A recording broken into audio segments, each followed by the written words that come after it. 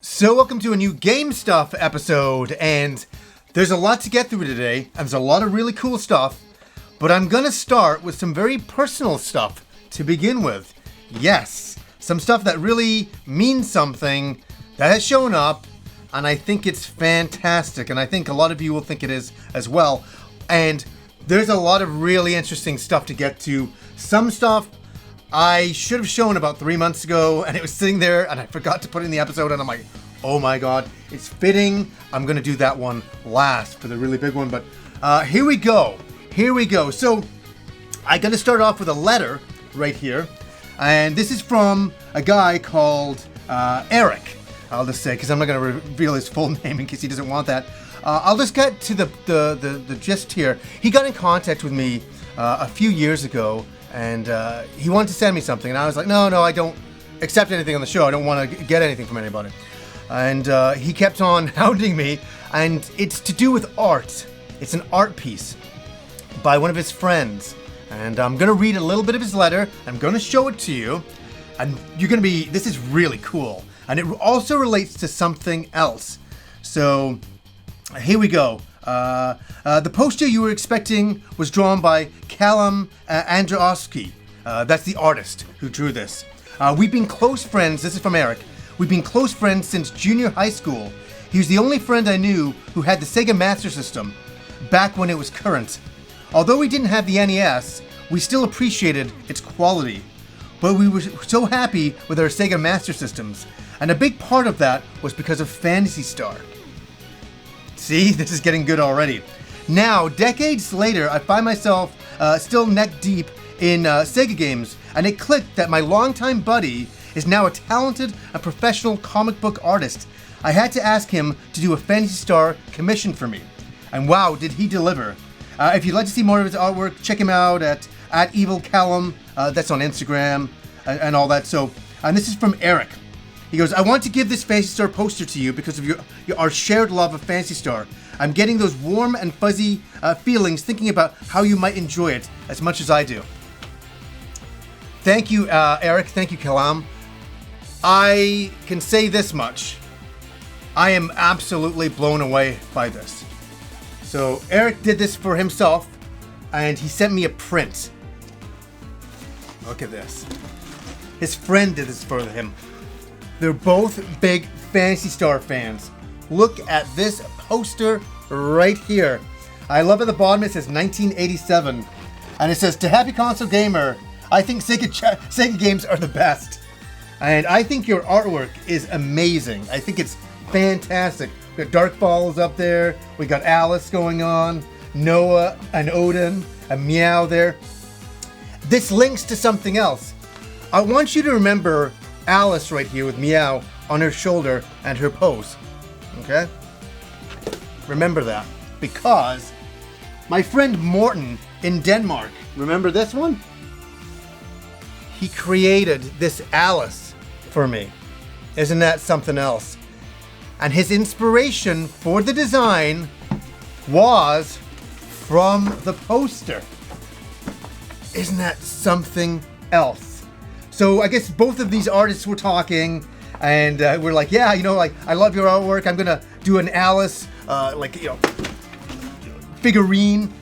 And they got together, and this is art at its finest because it's so inspired and there's so much love there, and there's so much give and take with so much talent because of a shared love of a video game. And that's where video games become something else and shine bigger than what they are. They can inspire you and make you achieve things that are remarkable. And artwork is an amazing thing. It's the basis of every video game, and I just want to thank all the artists involved in all of this. This is a true treasure, and I'm gonna have this framed and put up around the apartment because I think it is awesome. So that's our first item. Now this next item is very, very special, and it took me a long time to be able to get a copy of this. And it's a mini strategy guide. And it came in this gold foil packaging here. And it's by a guy called Philip Summers, and he's an artist that just did this in his spare time for fun. And then he's like, you know what? He released a PDF file of it online. And then he's like, I'll do a small order for people, a printed version, because there was an interest. And that order sold out instantly. And he's like, what? So he printed more, like a month later, sold out instantly. Every time I was trying to get in there, it sold out. And so I wanted to support him as an artist, but also because this item is so incredible. Right here, you're going, what is this? This is a hand-drawn strategy guide to the original Legend of Zelda.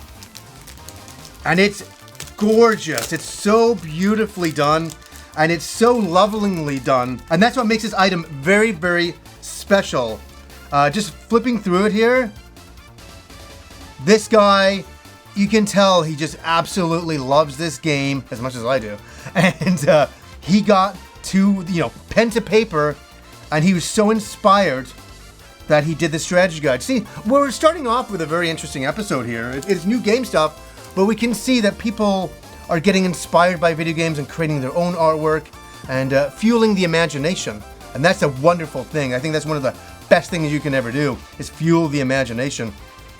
And this guide is so wonderful that I can't believe it. It even comes with a beautiful mini poster of Hyrule, but hand-drawn. I mean, it's just so cool. It's like, this is the kind of thing you would do in high school for fun. It's the kind of thing I would do, but he has a great amount of talent, and he was able to pull it off, and I think this is a true treasured item and something that I'm so happy to own, because I think it's so fantastic. And he does other guides as well, but it was The Legend of Zelda that really got to me, and it really hits me in the nostalgic, feeling from the past, for sure. Now, a couple of things from Christmas.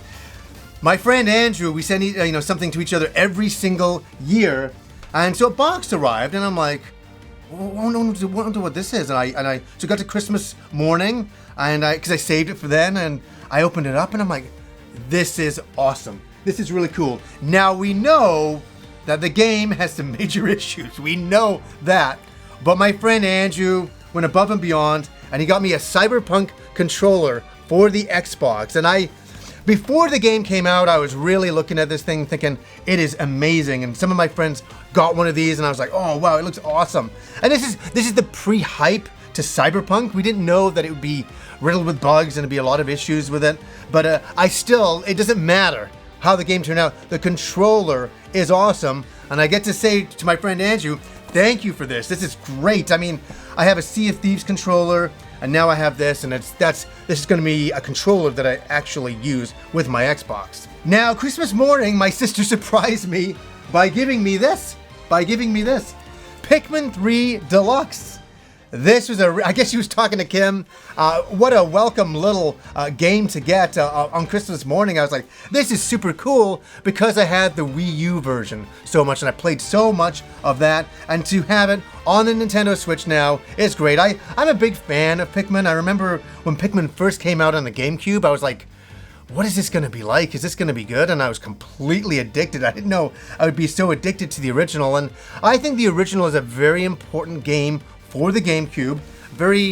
I don't think a lot of people appreciate it as much as they should, and I think this game didn't do that well for Nintendo when it came out, unfortunately. This was a funny one, because my friend Jay, he says to me, he goes, oh my god, he goes, I just got Final Fantasy IX on the Switch from PlayAsia, and I'm like, he's like, are you gonna get it? I said, no. I said, I played Final Fantasy IX so much, I have it downloaded on my Switch, I'm good. And then this showed up. I forgot that I ordered it. Old habits die hard. And this is definitely one for the collection, because now I got Final Fantasy 7, 8, 9, 10 on the Switch. And that's pretty cool. And the whole game is on there. And me and Kim love this game. We've both finished it. We both think it's an amazing game. And we keep coming back to it over the years. And Vivi doesn't age. You know what I mean? Whenever you look at Vivi, he's still a great character like he was back in the day, nothing has changed, even though the years have changed. I have a lot of fond memories of going to Rob's place back in the heyday because he had a Sega Saturn. And so I go over there, and it was like so much fun to see that machine. And it was a very expensive machine, and I didn't have that at that time. And so I was living vicariously through him and his family, playing it over there. And the one game that we really loved, and it just came out, it finally got released by Limited Run. It took a long time to come out. It finally came out, and that's Panzer Dragoon. And I know that Rob got the like slipcase version or whatever, the plastic case version that makes it look like a Sega Saturn game. I was just happy to get the regular version, and I got a lot of fond memories of playing at Rob's place and going, whoa, this is the future of video games. Seeing those graphics and the dragons and the animation at the time was extraordinary. And Panzer Dragoon is one for the history books and kind of forgotten by a lot of people, but a lot of us still remember. And speaking of remembering, a game that I can never, ever forget, I've talked about it so much on this channel that it's ridiculous. There should be a law against me not talking about it because I've done it so much, but I can't help myself. I finally got it. I finally got this. This is a big, big deal to me. Grandia, the high definition collection on the Switch. All these years later, I mean, we only ever had the PS1 version. I always had to pull that out, where it's so nice to have, you know, a nice high definition version of it. I don't need to bring out the FrameMeister for. It's right here, right away, and look at that artwork on the cover. Small tear. Small tear. Now, a few months ago, I did an episode on rare Nintendo Switch games and games that I thought were rare and all that. And some people said, oh no, I can still get these games sometimes in my area, where other people are like, yeah, I can't find them at all. And one of those games was Langrisser, one of my childhood favorite games on the Genesis, and they just brought out, you know, a Nintendo Switch version and a kind of modernized take on it, and a PS4 version. Now, I went onto eBay and I was like, you know, I really want a PS4 version. I really gotta have a PS4 version because I love the game so much. And I wanted the NIS version, not an imported version. I was able to get one for $50, which is extraordinary. I think the Nintendo Switch versions are more rare, and I'm not collecting it for rareability or anything like that. I'm getting it because I like the game. And I really like Langrisser, and I love the artwork and all of that. So for me to have that in the collection, I feel kind of complete now. I feel really good. So when I look up and I see Langrisser on PS4, I'm like, yes, that is awesome. Okay, I could never in a million years afford to buy this game because it's so ridiculously rare and expensive. It's a Neo Geo game. It's a Neo Geo game that I adore, and it's Mark of the Wolves. And Limited Run created a version of it right here. This is the PS4 version. So I could put it up with my Neo Geo games and pretend that I have the original game, which I certainly do not. The original game goes for thousands, and there's reproductions of the original game and all that, but I saw this and I was like, you know what? It's hitting the heartstrings. You know, I can't believe that Mark of the Wolves is nearly like 21 years old. You know, it just seems like yesterday when it came out and I was playing it in arcades and loving that game. And now, here we go, the PS4 version, and it looks pretty nice. It looks pretty good and all that. It looks like the kind of the original case. Always love the yellow. Always love the yellow. So, Mark of the Wolves, I finally got it. Kind of. I sort of did. It's good enough for me, that's for sure. Now, for my birthday, my mom and sister again got together. They're talking to Kim, right? They're talking to Kim. And they got me the Nintendo Switch Sukuna of Ruin right here. A very, I wouldn't say a controversial game. I think either you like this game or you dislike this game. I don't think there's really a middle ground. It's kind of a farming, action, simulation style of game with some crafting and stuff like that in there. I've seen a lot of friends of mine talking about it, and some of them really like it. And some of them, they're like 10 hours in, they're like, yeah, it's not for everybody. And it may not be for everybody, but I was really blown away by my mom and sister getting together and getting me something like that for my birthday. That's pretty cool. Okay, a few more things to go here. This is by In. Crosscode. Has anybody played this game? Now, I know online, so many people were tagging me saying, John, have you played Crosscode? Have you played Crosscode? You played it. And I was like, no, what is that? And so I looked into it, and I want to say it's on Game Pass. It's on Game Pass for free there. If you got Game Pass, you can go play it right away. And so I went and tried this game out, and I gotta tell you, I was pleasantly surprised. I really love the graphics. It reminds me of an old school, Genesis game, Super Nintendo game from back in the day. It's an RPG with a lot of puzzle elements, but it's a gorgeous looking thing, and character designs are really nice and all of that. I think it's a really wonderful effort that they put in, and I think the game has gotten some notoriety. And hey, it's good to talk about Crosscode and try it out. I mean, go try it out on Game Pass and see if it's something for you. It starts to give me that old, kind of like Phantasy Star feeling with the graphics and kind of sometimes the character designs and how they kind of look. It's kind of a bit of futuristic stuff going on in there, and a very cool game, and very happy to get Crosscode. Now, I had to buy another PS5 game. It was calling to me, and that was Devil May Cry 5. What a wonderful game from last gen, and it's one of those games I want to play through again because I liked it so very, very much. It kind of reminded me of why I liked Devil May Cry. I mean, there's a few games in the middle there that I was kind of like going, I don't know if I'm into Devil May Cry anymore, but the fifth one really brought me back. I still remember the original game that first came out on the PS2, playing that and thinking, this is amazing. And those accidental combos that they made back in the day, the juggling that they did, that was accidental. That was a glitch. And they thought it was so cool the way you kind of knock an enemy in the air and you're standing there and you're shooting like that and you're not moving. That was a glitch originally. And they're like, this makes for a really fun gameplay. And that's how that kind of stuck. And I really enjoyed Devil May Cry 5. This is a special edition. And I can't wait to see how it looks on the PS5. And we're down to the last few games here. We got Shantae and the 7 Sirens by Limited Run. Have any of you guys played this game? This is a fun one because in the summer, it was Rob's birthday, we were hanging out, and I finally got a copy of the game digital. And we were playing it that night and having a great amount of fun. We were drinking and playing it and really enjoying it. And we're all sitting on the couch. There's my friend Satan, Rob, and myself, and we're really old school video gamers. And we're sitting there just appreciating Shantae and what it was and what it is. Just for standing and appreciating art, we were looking at this game saying, look how beautiful the animation is. Look at the backgrounds. Look at the enemies, the music, everything about the Shantae series really comes together for me. It takes my old school love and gives it a beautiful facelift and great characters and a lot of fun and kind of a happy, whimsical feeling you get when you play a Shantae game, and great action platforming in there too. Really great stuff. So I really had to get this from Limited Run. It's like I have to get all the Shantae games. I mean, how could I not? Okay, we're down to the last item, and I got this, it might have been 4 months ago. And it's kind of a bittersweet story in a lot of ways. And because what ended up happening is I went to an EB Games, my local EB Games, that is now closed forever.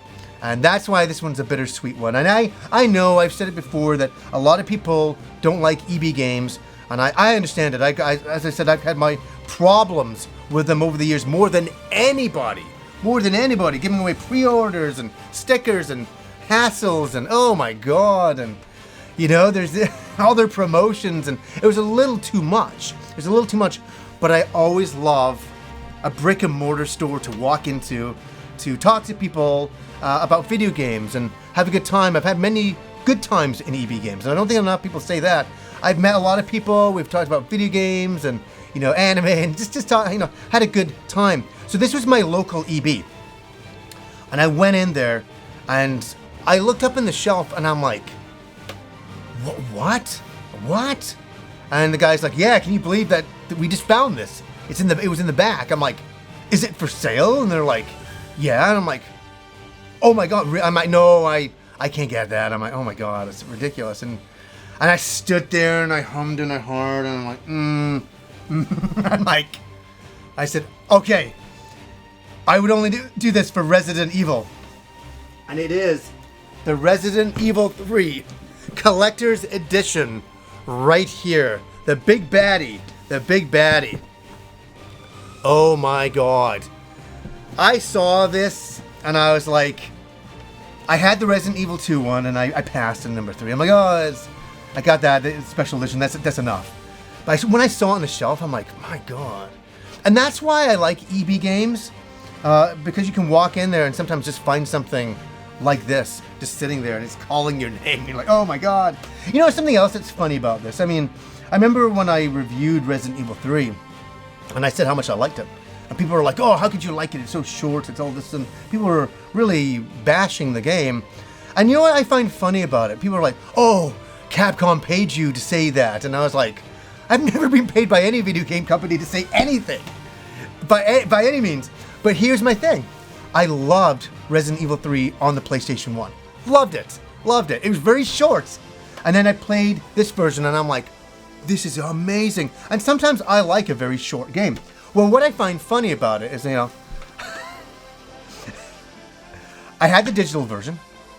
Then I bought a physical copy of for the PlayStation 4. A physical copy so I could have all the Resident Evil games together. And then I buy this. This is how much I love the game. I mean, jeepers creepers. I mean, it's too funny at times. And it's the last item that I bought from that EB Games.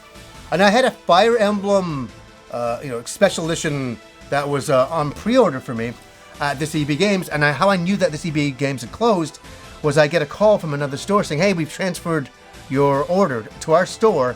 And I was like, that means that they're gone. And it's sad because I already had it, a local EB, and that closed years ago. And then I've been going to this one for about 5 years. I got to know some of the people in there quite a lot. It was a lot of fun. I mean, even going for the Death Stranding Special Edition, I had so much fun that day. Walked in and some of the employees are dressed up as Death Stranding characters. I mean, it was cool. It was nice. And that's what makes an EB Games fun. And I'm telling you, the writing is on the wall.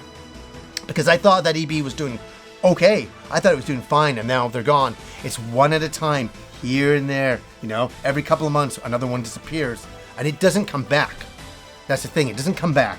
And I'm sad. I'm sad that EB is going this direction. As I say, I've had a sordid history. I'm like you. So many of you must feel the same way. You know what I mean? Like, I like and I don't like them at the same time.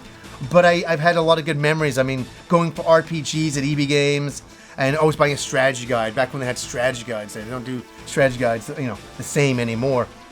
Since Brady Games kind of closed down. And one for the history books, for sure. I also had a local Toys R Us close on me, which was kind of sad. I bought my last Transformer there. I'm like, man, that's the end of another era. There, as they built huge apartments where that Toys R Us used to be. And all of that, but guys, I just wanted to come in and talk about some of the cool game stuff that I got. And it's been piling up for the last bunch of months and all that. And I really want to talk about it today. So anyways, guys, until next time.